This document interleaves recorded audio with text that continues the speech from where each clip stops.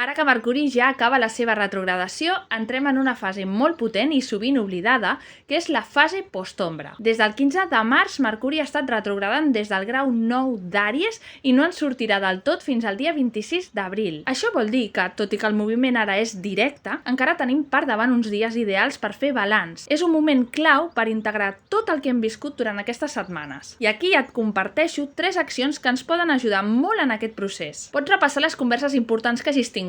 Sovint hi ha missatges o matisos que només ara comencem a entendre realment. També pots revisar les decisions que has anat prenent durant la retrogradació. Ara tens l'oportunitat d'ajustar el rumb amb més claredat. I escriu què has après. Posar-ho tot en paraules t'ajudarà a consolidar-ho i a veure-hi connexions que abans no eren tan evidents. Aquesta etapa és una invitació per mirar enrere, amb consciència, per acabar d'arrodonir idees, percepcions i processos. És un bon moment per fer neteja mental i preparar-nos per avançar amb més direcció i més coherència.